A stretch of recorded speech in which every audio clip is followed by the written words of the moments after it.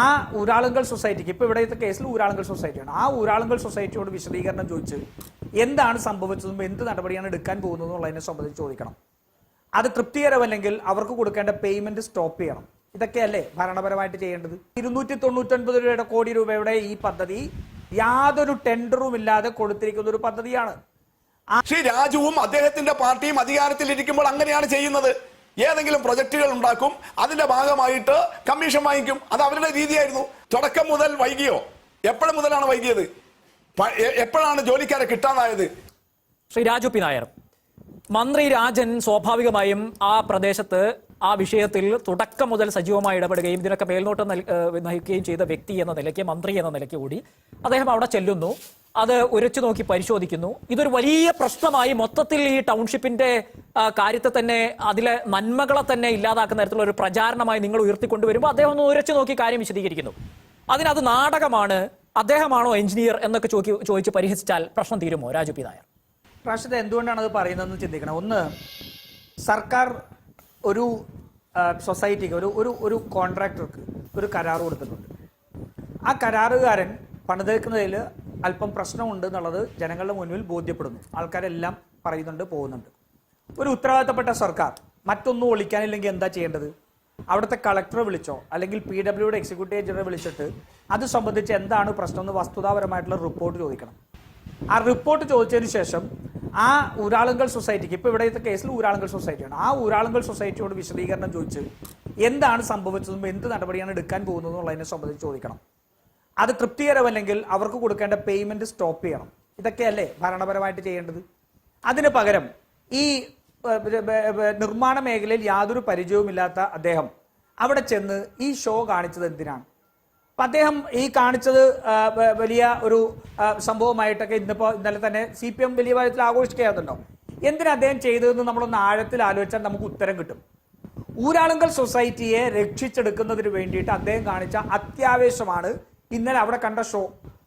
അതല്ലെങ്കിൽ ഉത്തരവാദിത്തമുള്ള മന്ത്രി ചെയ്യേണ്ടത് എന്താ? അദ്ദേഹത്തിനല്ലല്ലോ ഇതിനകത്തുള്ള പരിചയം.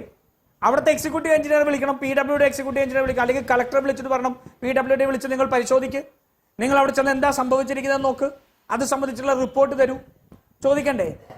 ആ റിപ്പോർട്ടിന്റെ അടിസ്ഥാനത്തിൽ ഭരണപരമായ നടപടിയെടുക്കേണ്ട ബാധ്യതയുള്ള ആളല്ലേ മന്ത്രി. മന്ത്രി എന്തിനാണ് അതിന് പകരം ഇതൊന്നും നോക്കാതെ നേരെ പോയിട്ട് ഊരാളുങ്കലിന് ഗുഡ് സർട്ടിഫിക്കറ്റ് കൊടുക്കുന്നത്? കാരണം 299 കോടി രൂപയുടെ ഈ പദ്ധതി യാതൊരു ടെൻഡറും ഇല്ലാതെ കൊടുത്തിരിക്കുന്ന ഒരു പദ്ധതിയാണ്. 1000 സ്ക്വയർ ഫീറ്റുള്ള വീട് പണിയാൻ 27 ലക്ഷം രൂപയാണ് ഊരാളുങ്കലിന് കൊടുക്കുക. 27 ലക്ഷം രൂപ. നമുക്കറിയാം ഒരു വീട് പണിയണമെങ്കിൽ എത്ര ചെലവ് വരും എന്നാണ് അറിയാം. ഒരൊറ്റ വീട് പണിയണമെങ്കിൽ 400 ചില്ലാനും വീട് പണിയുകയാണെങ്കിൽ അതൊറ്റയ്ക്കൊരു കോൺട്രാക്ട് എടുക്കുകയാണെങ്കിൽ എങ്ങനെയാണ് അത് ചെയ്യുക എന്നുള്ളതിനെ സംബന്ധിച്ച് നമുക്കറിയാം. PWയുടെ എസ്റ്റിമേറ്റ് ഇല്ല. എസ്റ്റിമേറ്റ് എടുത്തിരിക്കുന്ന ഊരാളുങ്കൽ സൊസൈറ്റിയാണ്. അതിനുശേഷം ഇവര് ഇത്തരത്തിലുള്ള സമയബന്ധിതമായിട്ട് പൂർത്തിയാക്കാൻ വേണ്ടിയിട്ടുള്ള ശ്രമങ്ങൾ നടത്തി എന്ന് പറയട്ടെ, ഇരിക്കട്ടെ. അവരത് ചെയ്തു. അവരത് ചെയ്തതിനു ശേഷം അവർ തെരഞ്ഞെടുപ്പിന് മുമ്പ് തീർക്കുന്നതിന് വേണ്ടിയിട്ടുള്ള പക്ഷേ അതിനുള്ള ക്യൂറിംഗ് ടൈം കൊടുത്തിട്ടുണ്ടാവില്ല. അങ്ങനെ പല കാര്യങ്ങളുണ്ടാവാം. എന്താണെങ്കിലും വസ്തുതകളുടെ അടിസ്ഥാനത്തിൽ നോക്കി ഒരു സർക്കാർ കരാർ കൊടുത്ത കമ്പനിയെ ലയബിൾ ആക്കാൻ നോക്കുകയല്ലേ വേണ്ടത്. അതിന് പകരം ഈ മന്ത്രി അവിടെ ചെന്ന് ഊരാളുങ്കൽ സൊസൈറ്റിക്ക് ഗുഡ് സർട്ടിഫിക്കറ്റ് കൊടുത്തതിന്റെ രാഷ്ട്രീയമായ ഉദ്ദേശം എന്താണ്? അതാണ് അവിടുത്തെ ഏറ്റവും പ്രധാനപ്പെട്ട ചോദ്യം.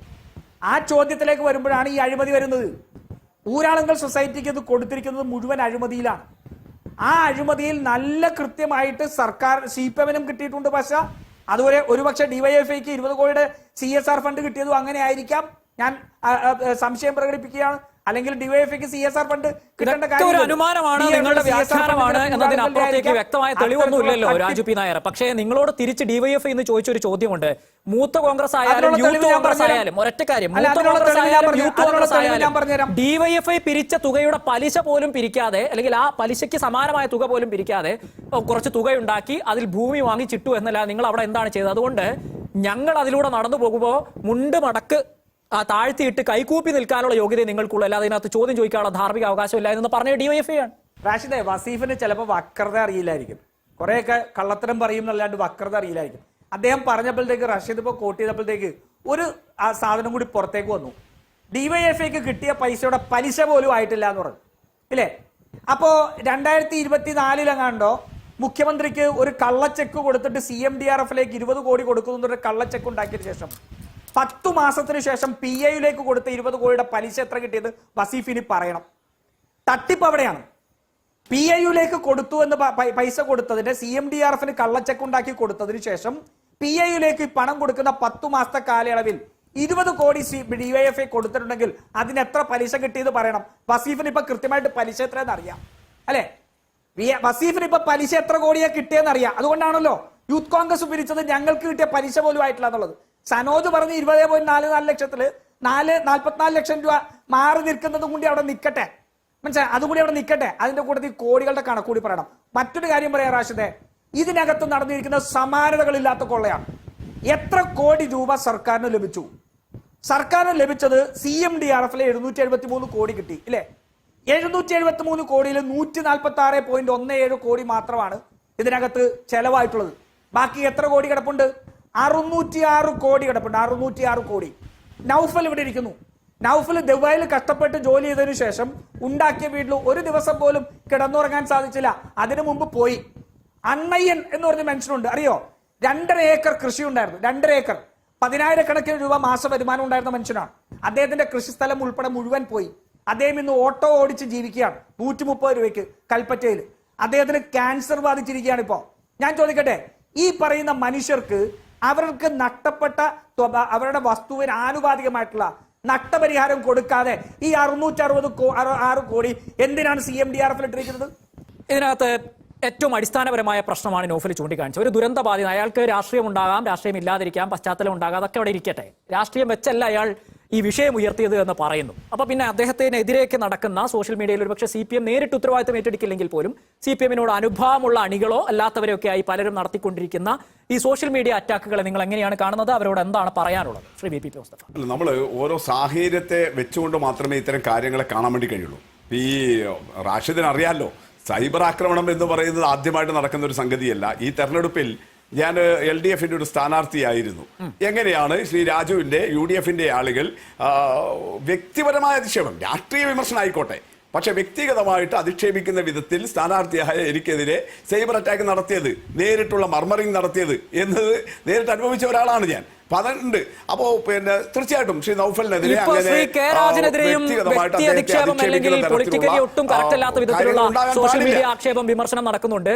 കൂലിപ്പടി രാജൻ എന്നൊക്കെ വിളിച്ചുകൊണ്ടുള്ള വളരെ മോശമായ, കൂലിപ്പടിക്ക് പോകുന്ന ദൈനംദിനത്തിന് ജോലി എടുക്കുന്ന സാധാരണ തൊഴിലാളികളെ കൂടി മോശമാക്കി ചിത്രീകരിക്കുന്ന വിധത്തിൽ ഒരിക്കലും നമുക്ക് നീതീകരിക്കാൻ കഴിയാത്ത തരത്തിലുള്ള വിമർശനങ്ങളും നടക്കുന്നുണ്ട്. അതും നമുക്ക് സൈബർ അറ്റാക്ക് ആയിട്ട് തന്നെ പരിഗണിച്ചുകൊണ്ട് സംസാരിക്കാം. ശ്രീ VP മുസ്തഫ.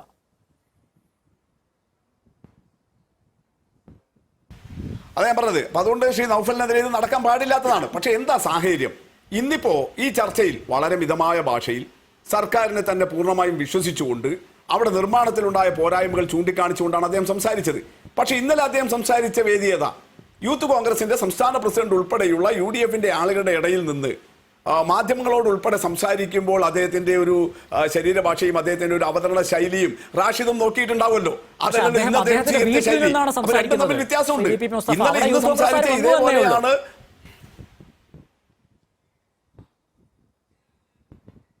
അല്ല, ഞാൻ പറഞ്ഞല്ലോ, ഞാൻ ന്യായീകരിക്കുകയല്ല. എന്തുകൊണ്ട് സൈബർ ആക്രമണം ഉണ്ടായി എന്നതിന്റെ പശ്ചാത്തലം പറഞ്ഞു എന്നേ ഉള്ളൂ റാഷിദേ. നിങ്ങൾ അതുപോലും പറയാൻ സമ്മതിക്കാത്തത് എന്താ? നിങ്ങൾ എന്നോട് ചോദിച്ച ചോദ്യത്തിനല്ലേ ഞാൻ ഉത്തരം പറയുന്നത്. അപ്പൊ എന്തുകൊണ്ടാണ് ഉണ്ടായത് എന്നുള്ളതാണ്.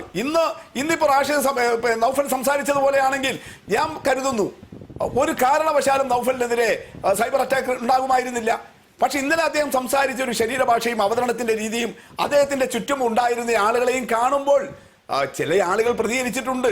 എല്ലാറ്റിലും ആവേശ പാർട്ടിക്കാരുണ്ടല്ലോ, അതിന്റെ ഭാഗമായിട്ടുണ്ടായിട്ടുണ്ട്. ഞാൻ ന്യായീകരിക്കല്ല, പക്ഷെ ഉണ്ടാകാനിടയായ സാഹചര്യം ഞാൻ വിശദീകരിച്ചു എന്നേ ഉള്ളൂ.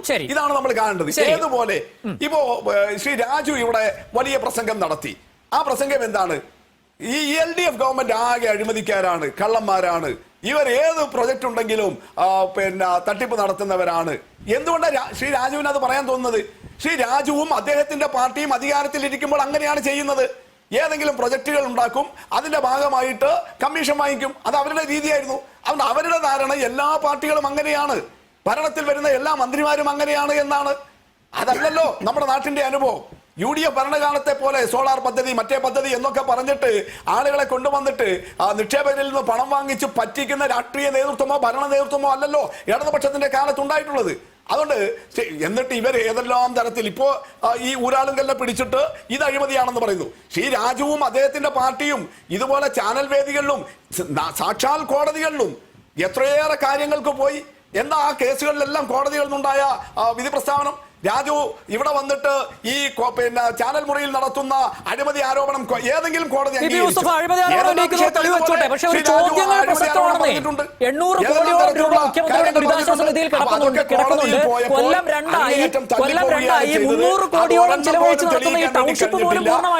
ആരോട് പോയി ചോദിക്കും മുസ്തഫ?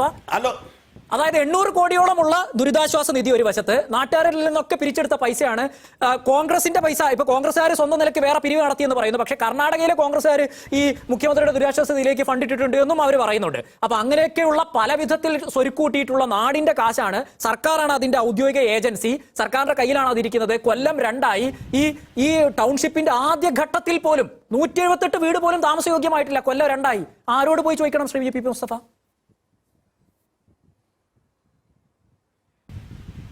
സർക്കാരിനോട് ചോദിക്കണം. നിങ്ങൾ ഇതൊക്കെ പറഞ്ഞിട്ടാൽ ഇപ്പോ നേരത്തെ രാജു മാത്രമേ അങ്ങനെയൊക്കെ ചോദ്യങ്ങൾ ഒരുപാട് ചോദിക്കുള്ളൂ ഞാൻ കരുതിയത്. ഇപ്പൊ റാഷിദ് കൂടി ചോദിക്കുമ്പോൾ ഈ രാജുവിന്റെ പാർട്ടി രാജ്യത്ത് അധികാരത്തിൽ വരുമ്പോൾ ഞങ്ങൾ കൂടി പിന്തുണ കൊടുത്തതാ. അങ്ങനെയാണ് ഒരു വിവരാവകാശ നിയമമൊക്കെ ഈ രാജ്യത്ത് വന്നിട്ടുള്ളത്. പഴയ കാലമൊന്നുമല്ല ഇത്. ചോദിക്കാനും പറയാനും വ്യവസ്ഥയുണ്ട്, നിയമമുണ്ട്. ആരെയും ഏത് രേഖയും എവിടെ പോയും വെറുതെ റെക്കോർഡ് വാങ്ങിക്കാൻ മാത്രമല്ല, പോയി പരിശോധിക്കാം.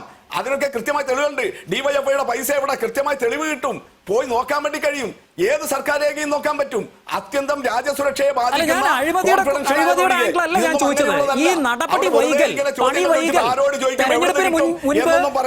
ഉദ്ഘാടനം ചെയ്യുന്നതിന് മുൻപുണ്ടായ സ്പീഡിലുള്ള പണി ഇപ്പൊ കാണാത്തത് ഇതൊക്കെയാണ് ചോദിച്ചത് ഞാൻ. അതിനൊക്കെ എന്താണ് ഉത്തരം? അഴിമതി ഉണ്ടോ ഇല്ലയോ എന്നുള്ളത് എന്റെ കയ്യിൽ തെളിവില്ല, അതുകൊണ്ട് ഞാനത് ചോദിക്കുന്നുമില്ല. രാജു പി നായർ അഴിമതി സംശയിക്കുന്നു, താങ്കൾക്ക് അറിയുന്നതല്ലേ?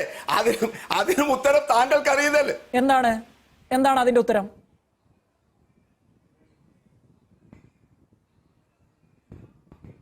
അതിന്റെ ഉത്തരം താങ്കൾക്കും അറിയാവുന്നല്ലേ? എപ്പോഴും മുതലാ വൈകാൻ തുടങ്ങിയത്?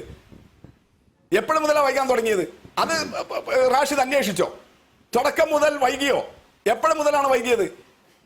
എപ്പോഴാണ് ജോലിക്കാരെ കിട്ടാതായത്? ഈ നിയമസഭാ തെരഞ്ഞെടുപ്പുകൾ വന്നു, നമുക്കറിയാലോ. മനോരമയിലാണോ മറ്റേതെങ്കിലും മാധ്യമത്തിലാണോ ഉണ്ടായതെന്ന് എനിക്കറിയില്ല. ഇന്നലെ ഒരു വാർത്ത വന്നിട്ടുണ്ട്, ഭായിമാരെല്ലാം വോട്ട് ചെയ്യാൻ പോയി. എറണാകുളത്ത് പിന്നെ ഹോട്ടലുകളിലെ ആളില്ല, ഇസ്തിരിയിടാൻ കടയിലെ ആളില്ല, പിന്നെ മറ്റേ വ്യവസായശാലകളിൽ ആളില്ല, വലിയ നിലയിൽ പ്രതിസന്ധിയിലായിരിക്കുന്നു എന്നൊരു വാർത്ത ഞാൻ ഇന്ന് ഏതൊരു പത്രത്തിൽ വായിച്ചിട്ടുണ്ട്. ഏതാണെന്ന് ഞാൻ ഓർമ്മിക്കുന്നില്ല. ഏതായാലും ഉണ്ട്. അപ്പൊ ഇത് നമ്മുടെ മുൻപിലെ അനുഭവമാണെന്നേ. ഈ ഊരാളുങ്കലിന്റെ ഉൾപ്പെടെയുള്ള പ്രധാനപ്പെട്ട ബിൽഡേഴ്സിന്റെ എല്ലാം ബഹുഭൂരിപക്ഷം തൊഴിലാളികൾ ആസാമെന്നും ബംഗാളിൽ നിന്നൊക്കെ ഉള്ളവരാണ്. അവിടെ തെരഞ്ഞെടുപ്പ് നടക്കുന്നതിന്റെ ഭാഗമായിട്ട് ഈ ഏപ്രിലിൽ ആളുകൾ പോയിരിക്കുകയാണ്. 23-ന് തെരഞ്ഞെടുപ്പ് കഴിയുന്നതോടുകൂടി ആളുകൾ തിരിച്ചു വരും. അതാണ് ഊരാളുങ്കൽ ലേബർ കോൺഗ്രസ് സൊസൈറ്റിയുടെ അധികൃതർ പറഞ്ഞിട്ടുള്ളത്. അതുകൊണ്ട് മെയ് മാസത്തോടു കൂടി പണി പൂർത്തീകരിച്ച്, സത്യത്തിൽ വാസ്തവമാണ്, വിഷുവിന് മുമ്പേ കൊടുക്കാൻ വേണ്ടി ആഗ്രഹിച്ചാണ്. പക്ഷെ നമുക്കെല്ലാം അറിയാമല്ലോ എപ്പോഴാണ് നോട്ടിഫിക്കേഷൻ വന്നതെന്നും അതിനെ തുടർന്ന് എന്ത് സാഹചര്യമുണ്ടായി.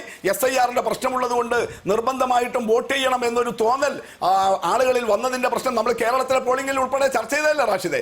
അതിന്റെ ഭാഗമായിട്ട് പോയിട്ടുണ്ട്. അങ്ങനെ ഈ മാസത്തിലല്ലേ ഈ പ്രശ്നങ്ങൾ ഉണ്ടായിട്ടുള്ളത്. ഇതൊന്നും അറിയാത്ത ആളുകളാണ്. അതാണ് ഞാൻ പറഞ്ഞത്. ഈ ചോദ്യങ്ങൾ ചോദിക്കുന്നത് കേട്ടാൽ ഒന്നിനും ഉത്തരവില്ല, ആളില്ല എന്നൊക്കെ പറയുന്നത് ശരിയല്ല. നമ്മുടെ നാട്ടിൽ എല്ലാറ്റിനും വ്യവസ്ഥയുണ്ട്, എല്ലാം കാണാൻ വേണ്ടി കഴിയും. അതുകൊണ്ടാണ് ഞാൻ പറഞ്ഞത് രാജു ഇതുപോലെ എനിക്കിത് മനസ്സിലായി. ശരി, ഇത് മനസ്സിലായി. ഇത് ഞാൻ ഒരു വാദത്തിൽ അംഗീകരിക്കുകയാണ്. മാർച്ച് 1-ന്റെ മുൻപ് തെരഞ്ഞെടുപ്പുള്ളതുകൊണ്ട് അന്യസംസ്ഥാന തൊഴിലാളികൾ അവരുടെ നാടുകളിലേക്ക് പോയി. ശരി, ഞാൻ താങ്കൾ അംഗീകരിക്കുന്നു. പക്ഷേ എന്റെ സംശയം തീരുന്നില്ല. ഏകപക്ഷീയമായിട്ട് ഒരു ഏകപക്ഷീയവും ഇല്ല. താങ്കളുടെ മറുപടിക്ക് ആഗ്രഹിച്ചിട്ടാണ് ഞാൻ ചോദിക്കുന്നത്. ഞാൻ താങ്കളെ അംഗീകരിക്കുന്നു, താങ്കൾ പറഞ്ഞത് ഞാൻ ശരിവെക്കുന്നു. എന്നിട്ട് ഞാൻ ചോദിക്കാൻ ആഗ്രഹിക്കുന്നു, കൊല്ലം 2ആയി. നിങ്ങൾ എല്ലാ സംവിധാനവുമുള്ള സർക്കാരാണ്, സർക്കാർ ഏജൻസിയാണ്. നിർമ്മാണ മേഖലയിലെ തൊഴിലാളികളെ കിട്ടുന്നില്ല എങ്കിൽ ഒരു കമ്പനിക്ക് അതിന്റെ തൊഴിലാളി ക്ഷാമം ഉണ്ടാകുന്നു എന്ന് പറയുന്നത് താങ്കൾ ഈ തെരഞ്ഞെടുപ്പ് കാലത്താണ്. ഈ തെരഞ്ഞെടുപ്പ് കാലം വന്നത് എപ്പോഴാണ് Shri V P Mustafa? March തൊട്ട് ഇങ്ങോട്ടുള്ള പ്രതിസന്ധിയെ കുറിച്ചാണ് താങ്കൾ പറയുന്നത്. കൊല്ലം 2ആകുന്നതിനിടയിൽ 54 വീടുകൾ അവിടെ ഒരു സ്വകാര്യ ഏജൻസി അല്ലെങ്കിൽ ഒരു പൊളിറ്റിക്കൽ പാർട്ടി നിർമ്മിച്ച് താമസയോഗ്യമാക്കി കൊടുത്തു. അവരെ വെച്ച് നമ്മളൊരു സർക്കാരിനെ കമ്പയർ ചെയ്യുന്നതിൽ അർത്ഥമൊന്നുമില്ല, താരതമ്യം ചെയ്യുന്നതിൽ അർത്ഥമൊന്നുമില്ല.